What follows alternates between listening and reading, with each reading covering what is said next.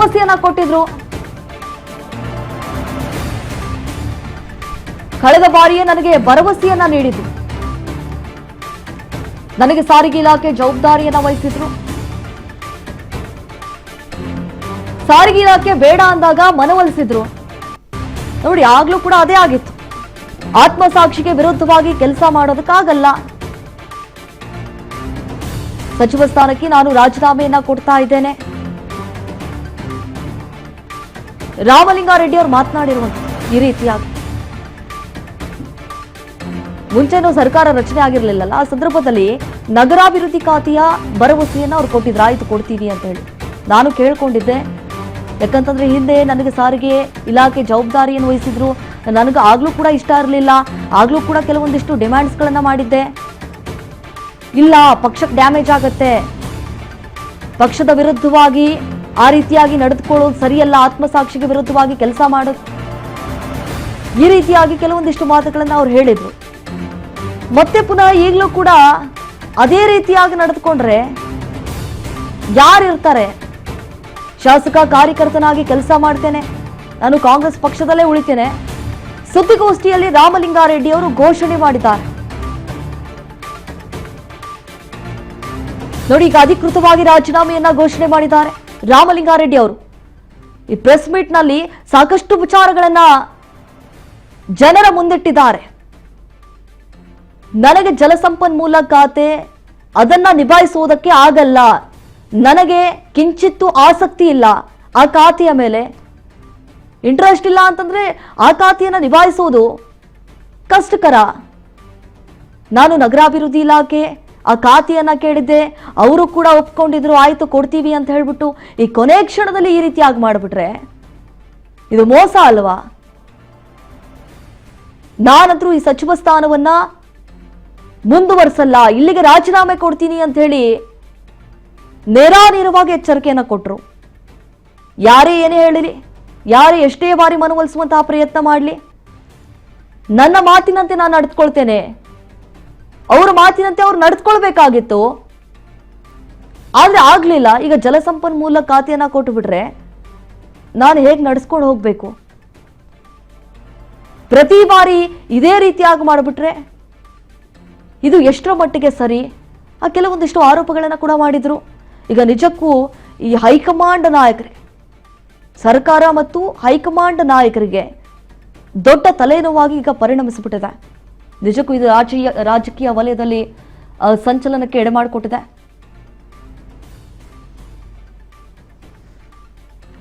ಈ ಖಾತೆ ಹಂಚಿಕೆ ಬೆನ್ನಲ್ಲೇ ನಿಜಕ್ಕೂ ಈ ಕಾಂಗ್ರೆಸ್ ಪಾಳ್ಯದಲ್ಲಿ ಅಸಮಾಧಾನ ಭುಗಿಲೆದ್ದಿದೆ. ಒಂದು ಕಡೆ ಎಲ್ರಿಗೂ ಕೂಡ ಡೌಟ್ ಇತ್ತು, ರಾಮಲಿಂಗಾರೆಡ್ಡಿ ಅವರು ಜಸ್ಟ್ ಎಚ್ಚರಿಕೆ ಕೊಟ್ಟಿದ್ದಾರೆ, ರಾಜೀನಾಮೆ ಕೊಡ್ತಾರಾ ಇಲ್ವಾ ಅನ್ನುವಂತಹ ಪ್ರಶ್ನೆ ಎಲ್ಲರಲ್ಲೂ ಕೂಡ ಮೂಡಿಬಿಟ್ಟಿತ್ತು. ಈಗ ಕೊನೆಗೂ ಕೂಡ ರಾಜೀನಾಮೆಯನ್ನ ಘೋಷಣೆ ಮಾಡಿದ್ದಾರೆ.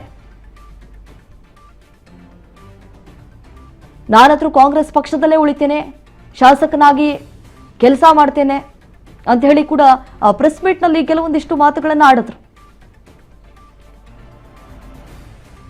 ಈಗ ಬೆಂಗಳೂರು ನಗರಾಭಿವೃದ್ಧಿ ಕೈ ತಪ್ಪಿದ ಕಾರಣಕ್ಕೆ ಈ ರೀತಿಯಾಗಿ ಒಂದು ನಿರ್ಧಾರಕ್ಕೆ ಬಂದಿದ್ದಾರೆ ಸಚಿವ ರಾಮಲಿಂಗಾರೆಡ್ಡಿ ಅವರು. ನೋಡಿ, ಡಿ ಕೆ ಶಿವಕುಮಾರ್ ಅವರು ಕರೆ ಮಾಡಿದ್ರು, ಮಾತನಾಡಿದ್ರು, ಮನವೊಲಿಸುವಂತಹ ಪ್ರಯತ್ನ ಕೂಡ ಮಾಡಿದ್ರು. ಆದ್ರೆ ಸುತಾರಾಮ್ ಅವರು ಒಪ್ಪಲಿಲ್ಲ. ಜಲಸಂಪನ್ಮೂಲ ಖಾತೆ ಬೇಡವೇ ಬೇಡ, ಒಂದು ವೇಳೆ ಏನಾದರೂ ಅಭಿವೃದ್ಧಿ ಕೊಡಂಗಿದ್ರೆ ಕೊಡಿ, ಕೊಡೋದಕ್ಕಾಗಲ್ಲ ಅಂತಂದ್ರೆ ನಾನು ಬೆಳಗ್ಗಿನ ರಾಜೀನಾಮೆ ಕೊಡ್ತೀನಿ ಅಂತ ಏನು ಹೇಳಿದ್ರಲ್ಲ, ಅದೇ ರೀತಿಯಾಗಿ ಈಗ ರಾಜೀನಾಮೆಯನ್ನ ಕೊಟ್ಟಿದ್ದಾರೆ.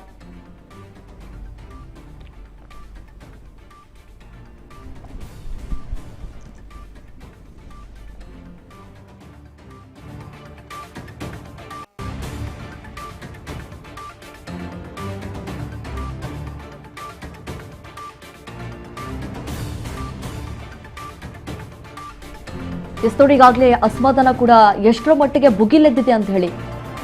ನಾನು 9 ಗಂಟೆ ಬಳಿಕ ರಾಜೀನಾಮೆಯನ್ನ ಕೊಡ್ತೀನಿ ಅನ್ನುವಂತಹ ಮಾತು ರಾಮಲಿಂಗಾರೆಡ್ಡಿ ಅವರದ್ದಾಗಿತ್ತು. ಅದೇ ರೀತಿಯಾಗಿ ಈಗ ತಾವು ನುಡಿದಂತೆ ನಡೆದುಕೊಂಡಿದ್ದಾರೆ. ನನ್ನಿಂದ ಬೇರೆಯವ್ರಿಗೂ ಕೂಡ ಈ ಸಮಸ್ಯೆಗಳು ಉಂಟಾಗಬಾರದು, ನನಗೂ ಆಗಬಾರದು. ಪಕ್ಷದ ಹಿತದೃಷ್ಟಿಯಿಂದ ನಾನು ರಾಜೀನಾಮೆಯನ್ನ ಕೊಡ್ತೀನಿ, ಅನ್ನುವಂತಹ ನಿರ್ಧಾರಕ್ಕೆ ಬಂದುಬಿಟ್ಟಿದ್ರು. ನಿಜಕ್ಕೂ ಇದು ಡಿ.ಕೆ. ಶಿವಕುಮಾರ್ ಅವರ ಸರ್ಕಾರಕ್ಕೆ ದೊಡ್ಡ ಶಾಕ್. ಈಗ ಮೊದಲ ವಿಕೆಟ್ ಹೋಗಿದೆ.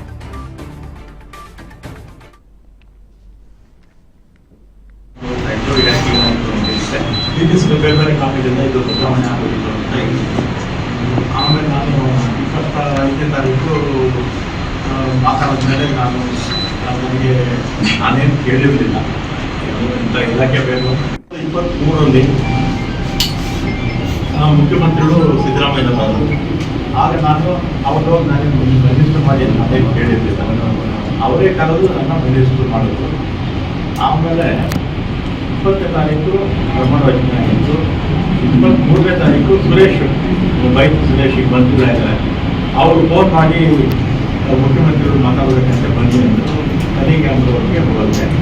ಅಲ್ಲಿ ಮೇಲ್ಗಡೆ ಯಾರೋ ಇದ್ರು ಸೆಲ್ಲರನ್ನೇ ಪಾರ್ಕಿಂಗಲ್ಲಿ ನಾವು ಸುರೇಶ್ ಮಾತಾಡ್ತೀವಿ, ಏನು ಕರೆದಿದ್ದೇನು ಅಂತ ಹೇಳಿದ್ದೆ.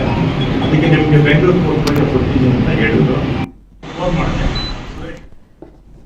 ಎಸ್, ಇದ್ರ ಬಗ್ಗೆ ಮತ್ತಷ್ಟು ಡೀಟೇಲ್ಸ್ ಕೊಡ್ತಾರೆ ನಮ್ಮ ಪ್ರತಿನಿಧಿ ಬಸವರಾಜ್ ಹುಗಾರ್. ಈಗ ಫೋನ್ ಸಂಪರ್ಕದಲ್ಲಿ ಜಾಯ್ನ್ ಆಗಿದ್ದಾರೆ. ಎಸ್ ಬಸವರಾಜ್ನ ಗಮನಿಸಿದಾಗೆ ಈಗ ಸರ್ಕಾರ ರಚನೆ ಆಗಿ ಜಸ್ಟ್ 2 ದಿನ ಆಗಿದೆ. 2 ದಿನದಲ್ಲಿ ಈ ರೀತಿಯಾದಂತಹ ಗೊಂದಲ ಕ್ರಿಯೇಟ್ ಆಗಿದೆ. ಮತ್ತೊಂದು ಕಡೆ ಈಗ ಡಿ.ಕೆ. ಶಿವಕುಮಾರ್ ಅವರ ಸರ್ಕಾರಕ್ಕೆ ಬಿಗ್ ಶಾಕ್. ಇದು ಮೊದಲ ವಿಕೆಟ್ ಹೋಗಿದೆ. ಹಾಗಾದ್ರೆ ಡಿ.ಕೆ. ಶಿವಕುಮಾರ್ ಅವರ ಮುಂದಿನ ನಡೆ ಏನು ಅಂತೇಳಿ?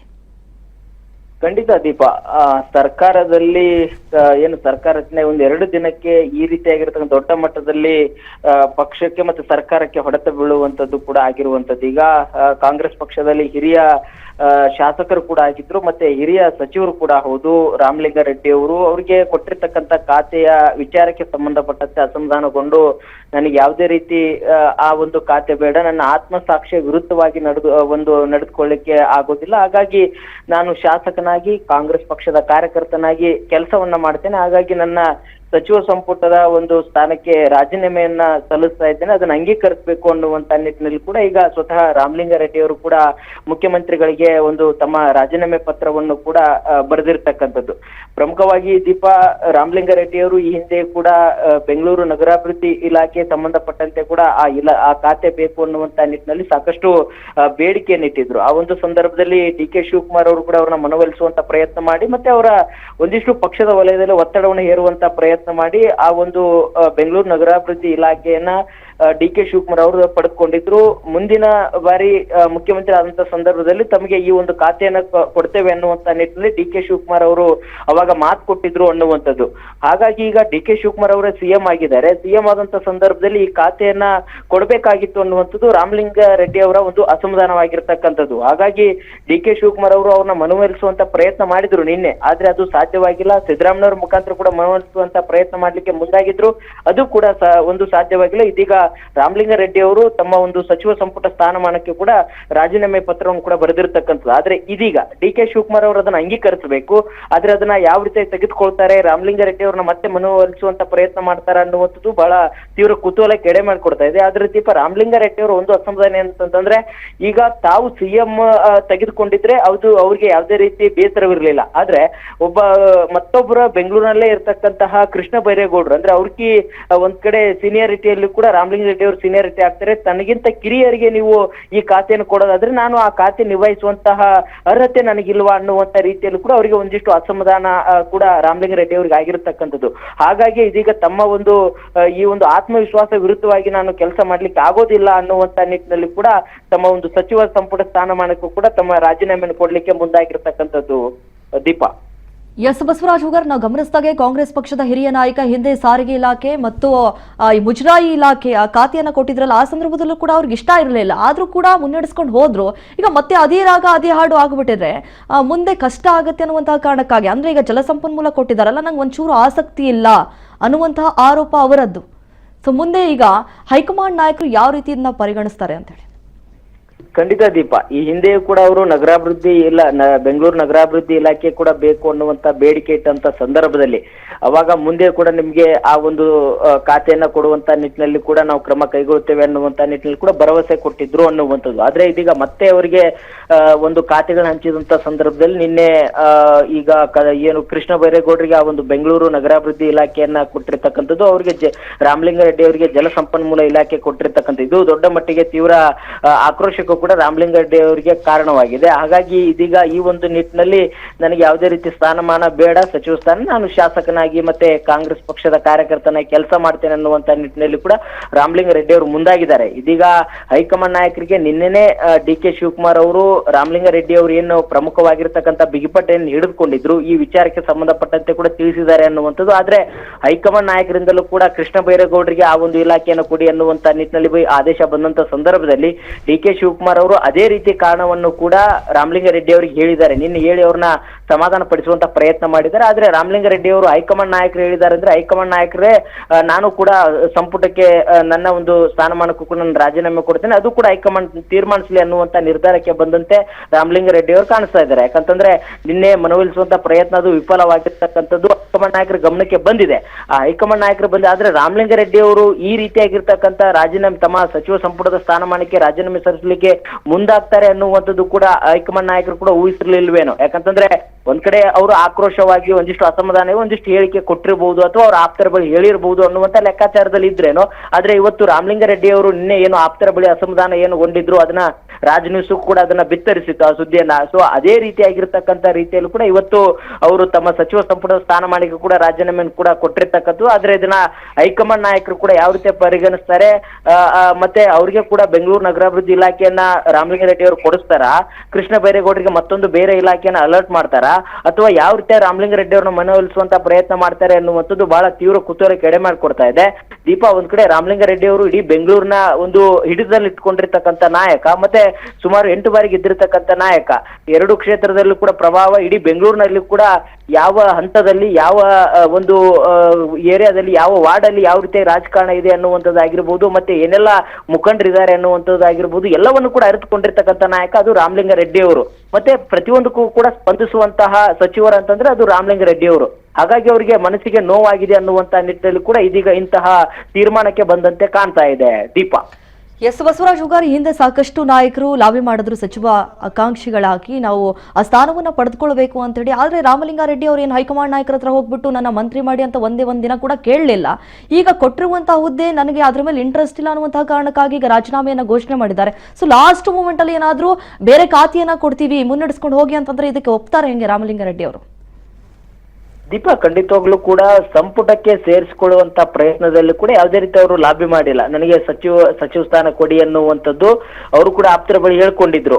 ನಾನು ಯಾರಿಗೂ ಕೂಡ ಈ ಒಂದು ಬೇಡಿಕೆಯನ್ನು ಇಟ್ಟಿರಲಿಲ್ಲ, ಹೈಕಮಾಂಡ್ ನಾಯಕರೇ ಅದನ್ನ ಗುರುತಿಸಿ ಅವರು ನನಗೆ ಸಚಿವ ಸ್ಥಾನ ಕೊಟ್ಟಿದ್ದಾರೆ ಅನ್ನುವಂಥದ್ದು ಹೇಳಿದ್ರು.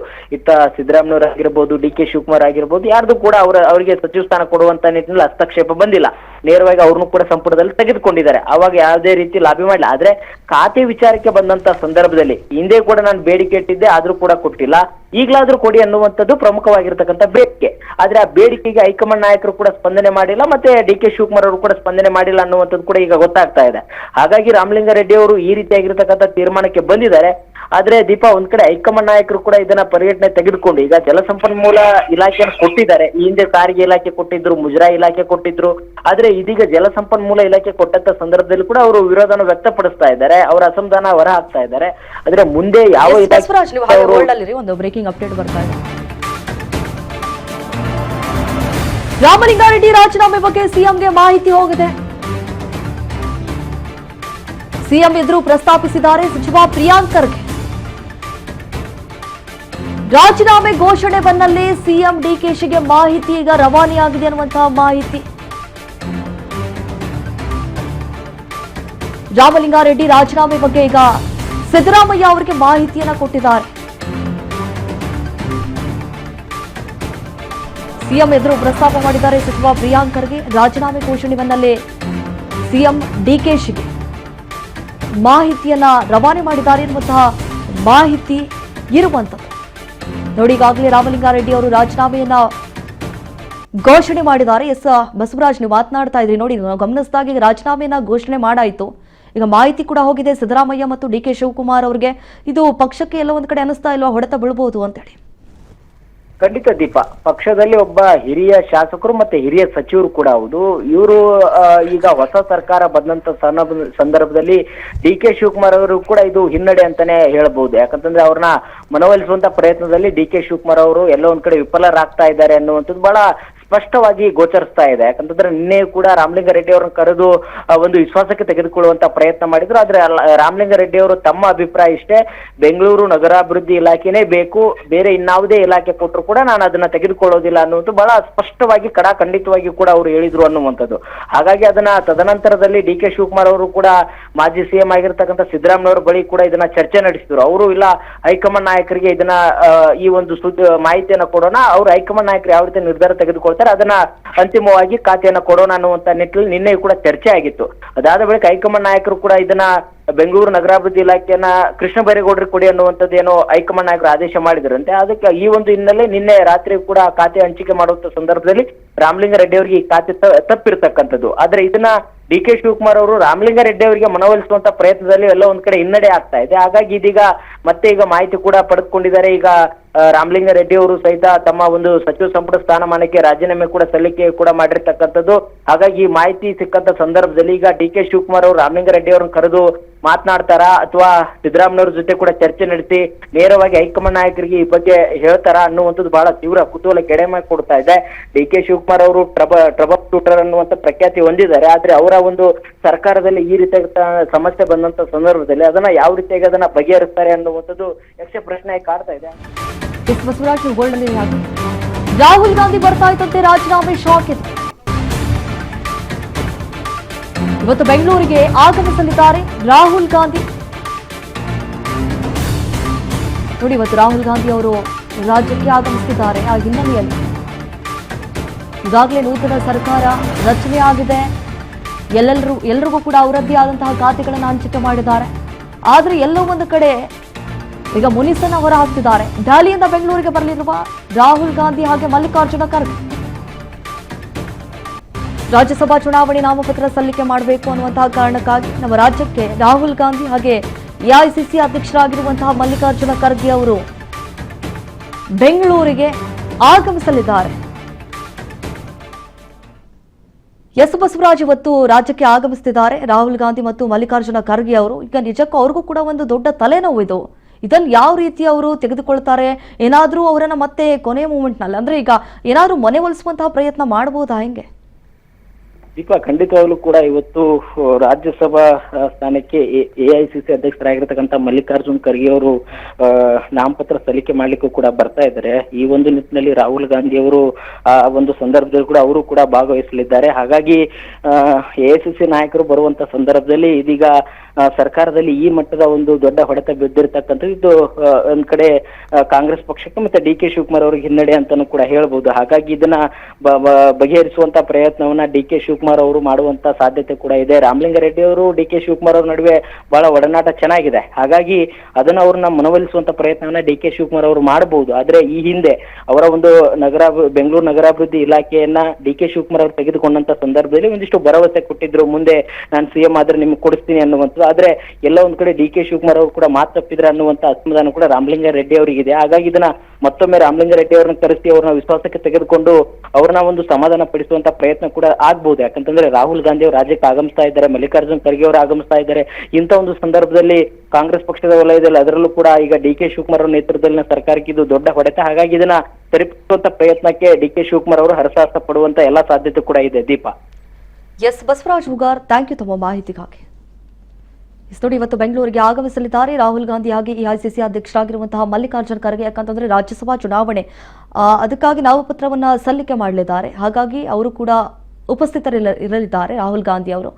ಸೊ ಇವತ್ತಿನ ಈ ಬೆಳವಣಿಗೆಗಳು ನಾವು ಗಮನಿಸಿದ ಹಾಗೆ ಸಾಕಷ್ಟು ರೀತಿಯಾದಂತಹ ಬೆಳವಣಿಗೆಗಳಾಗ್ತಾ ಇರುವಂಥದ್ದು ಕಾಂಗ್ರೆಸ್ ಪಕ್ಷದಲ್ಲಿ. ಇದನ್ನ ಯಾವ ರೀತಿ ಹೈಕಮಾಂಡ್ ನಾಯಕರು ನಿಭಾಯಿಸ್ತಾರೆ ಅನ್ನೋದು ಕಾದು ನೋಡಬೇಕಾಗಿದೆ.